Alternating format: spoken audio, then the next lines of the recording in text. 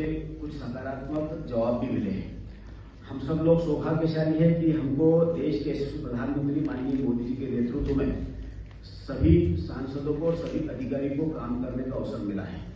और निश्चित रूप से परिवहन की दृष्टि से सड़क, रेल और हवाई यात्रा, लेकिन तीनों में यदि कोई यात्रा सुरक्षित है तो रेल की है।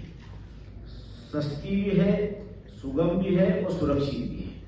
और रेलवे के माध्यम से ही हमको यात्रियों के आवागमन के साथ साथ माल वाहन के लिए भी जितना मैं समझता हूँ इस अटक से कटक और कश्मीर से कन्याकुमारी तक जो रेलवे के माल वाहन गाड़ियों के माध्यम से जो माल का आवागमन होता है उससे समय पर माल की डिलीवरी भी होती है और चाहे वो किसान हो चाहे व्यापारी हो, सभी को उससे निश्चित रूप से लाभ मिला है। और उसके साथ साथ रेलवे को भी बड़ा लाभ हुआ है।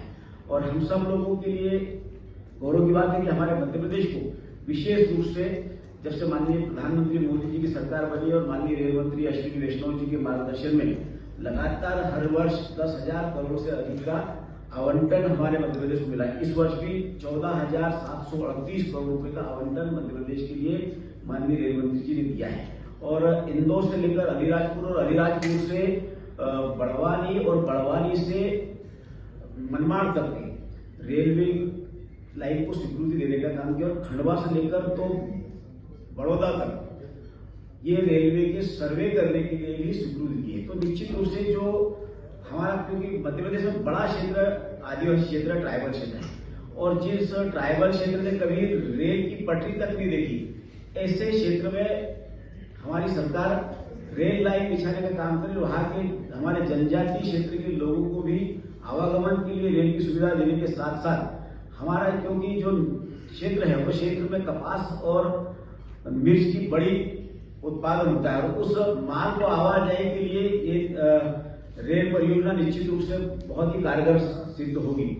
मैं 9 सुझाव मैंने जो दिए थे वो 9 सुझाव निश्चित रूप से आपने उसमें बहुत सारे सुझाव सकारात्मक दिए हैं। मेरा आपसे आग्रह है कि खंडवा बीड़ शटल को मेमू में बदलने की कार्रवाई ये कब तक हो पाएगी, और हरदा से खंडवा आने के लिए दोपहर 2 बजे के बाद लंबा गैप हो जाता है, इसके लिए कोई अन्य विकल्प में ट्रेन का ठहराव हो, क्योंकि लगभग 5 घंटे का गैप हो जाता है, उसमें 5 घंटे में कोई ट्रेन की सुविधाएं नहीं है।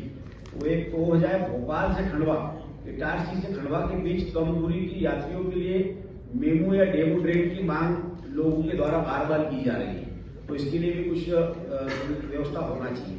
दूसरा, एक भुसावल से बुरहानपुर खंडवा इटारसी होते हुए नागपुर की ट्रेन जो चलती थी वो कोविड के कारण वो ट्रेन बंद हो चुकी है। और वो ट्रेन से जो है कि चाहे हमारे जैसे बैतूल के अंदर कैंसर का बड़ा हॉस्पिटल है, और नागपुर और बैतूल यहाँ से बड़ी संख्या में जो पेशेंट जो है वो पेशेंट इस ट्रेन के माध्यम से उनको आवागमन के लिए सुविधा मिलती थी, वो सुविधाएं बंद हो चुकी है। यदि नागपुर के लिए ट्रेन पकड़ना है खंडवा से या हरदा से, तो या तो उनको भुसावल जाए या इटारसी जाए।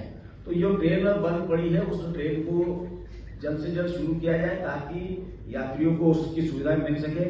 बीना में जो मेमू शेड बनाया जा रहा है उसको इटारसी में भी बनाया जाए तो ज्यादा बेटर होगा।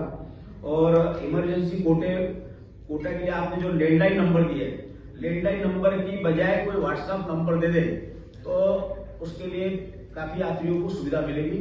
और हमारे माननीय सभी सांसदों ने अपने अपने सुझाव दिए हैं, और मोदी जी की सरकार में असंभव को संभव करना ही मोदी जी का काम है।